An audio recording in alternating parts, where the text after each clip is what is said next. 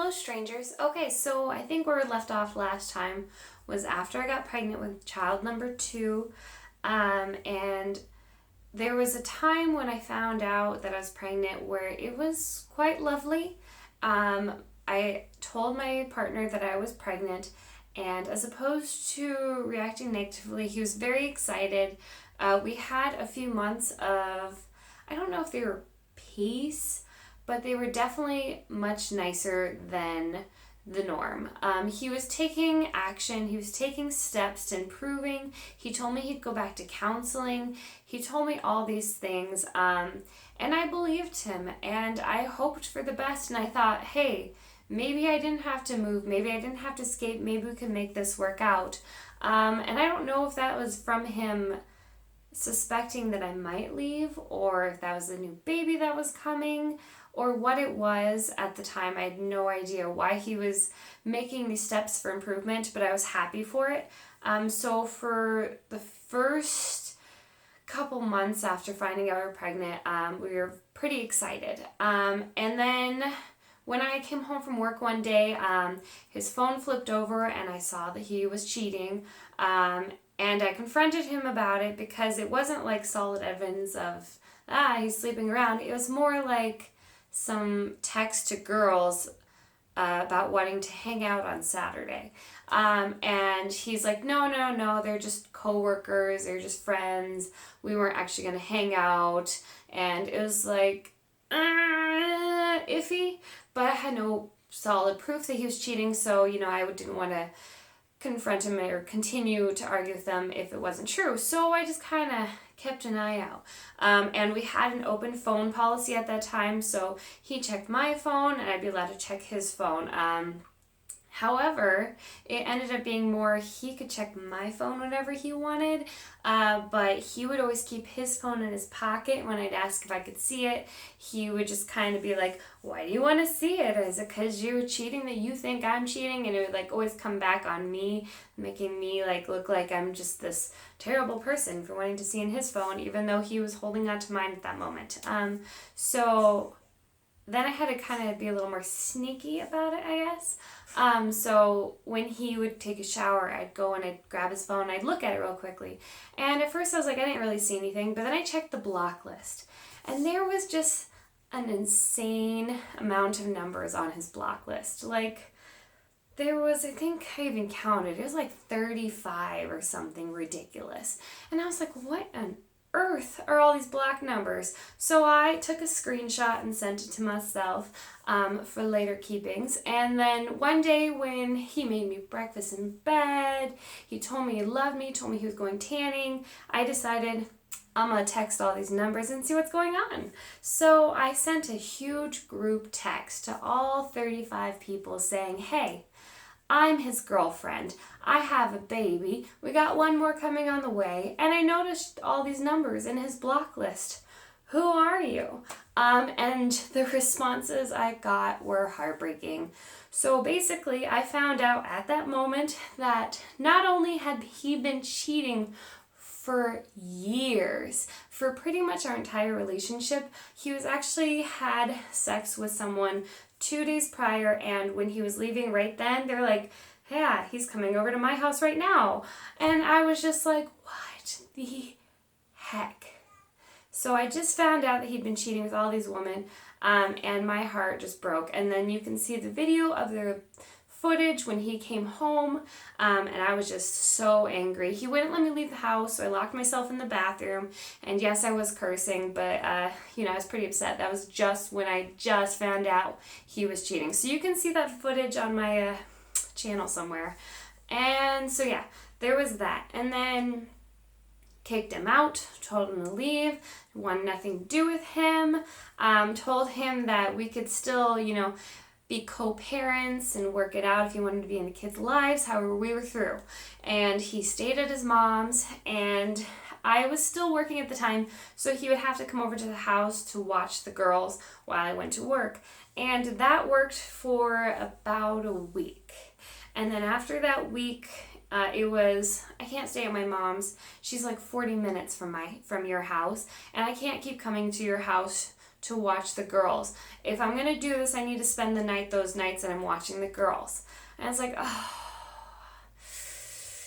yeah, I don't know about that. But after him like being like, if you do not let me stay at your house to watch the girls, or the girl, I only had one at the time, then I am not going to babysit, and you're going to have to find a babysitter in like 4 hours. So he pretty much blackmailed me into letting him stay on my couch. And then the couch ended up pushing his way into the spare bedroom. He would always come knocking on my door, and I was a co-sleeper because I was nursing. I had a new baby, and so my baby is always in my arms. You know, if I'm home, she's with me, you know, so I was in there with her, and so nothing could really happen, but he'd always like knock on the door and want to talk and try to persuade me to be with him, and I was just like hells to the no for quite some time, but eventually he just kind of manipulated his way back into being with me, and trying to make some sort of relationship work, and I was like, that's not going to work because you cheated, and now we got all these trust issues. Like, I can't be with somebody that I don't trust, and not only were you physically abusive, but now you were emotionally, and you cheated on me. And that was just the big heartbreaker. Like, I know that all the physical violence and the emotional violence is bad, but something about being cheated on is just such a heartbreaking thing. And that was what really hurt the most. And I know that sounds insane to think that the emotional and physical violence was not as bad as the cheating, but that's just how I felt. I felt like the cheating was just the big thing for me. So I kept my plan in play at that point. It was like, my transfer is going to happen. I have to make it till August. That's just like a few months away. Once I can get that transfer out, I'm going to be gone. However, I did run into the issue of when that transfer was going to hit was just a month before my pregnancy, or before I was supposed to give birth to my second baby. So I was like, well, I don't know how I'm going to do that. So either I'm going to be huge trying to pack boxes, get out of here, and sneak out of here before this man goes crazy and kills me, or else I'm going to have have the baby and then try to get out with the newborn baby. So I had multiple scenarios going through my head on what I was going to do. I wasn't sure. All I knew is that in August I could put in my transfer, and it was just a phone call of them approving me before I could just take my paycheck, use that for gas, and get the hell out of there. And I was like, I don't know what I'm going to do with my house. That's another thing I need to work on. I have a house. This is my home. I have a mortgage on this house. Am I going to let it foreclose? Am I going to try to sell it? I can't sell it with him here. He's going to see the sell signs, realtors, people coming in, and that would just cause all sorts of problems. So I was like very hesitant on making any moves towards the house, because anything that I would have done, he would have seen, and he would have, been angry about it. So that was that. And the cheating video, that's my first video I have of him. All these videos was within less than a year's of time. It was while I was pregnant, from either about 6 months to about 3 months after I had my baby. So this is all the planning period of, I gotta get out of here. So at that point, I would always put up boundaries and be like, no, we can't be together. And he would always push those boundaries, and then he would get aggressive, and he'd get crazy, and then I would start recording, and then we'd have those issues, and you could see those videos.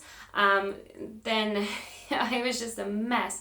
And we'd keep going back and forth on like, well, maybe we can figure out some way for you can stay at my house or stay at your parents or do whatever we need to do to make this work as a co-parenting thing.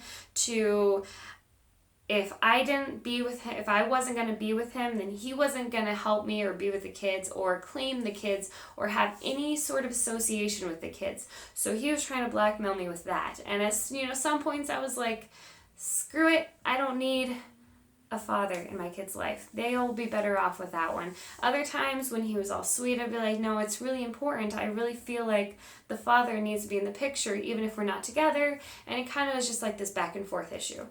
So during that period of time, it was just such a struggle. I knew I had to get out of there. He kept blackmailing me to stay at the house. He was staying in the spare bedroom. He would come and he'd sleep in our room when he needed some emotional support. But nothing ever happened because, you know, the girls were there. Or the girl, because I was still pregnant.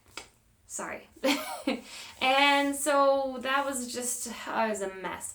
So once I had hit that year mark for my job where I could put in my transfer and get out of there, I put it in that day and I sat down with him beforehand. He had no idea I was going to put in this transfer, and I told him, I was like, you know, I really do want to be a family. However, like, I can't do it if you continue to cheat and act this way. And, you know, I'm willing to give you a chance.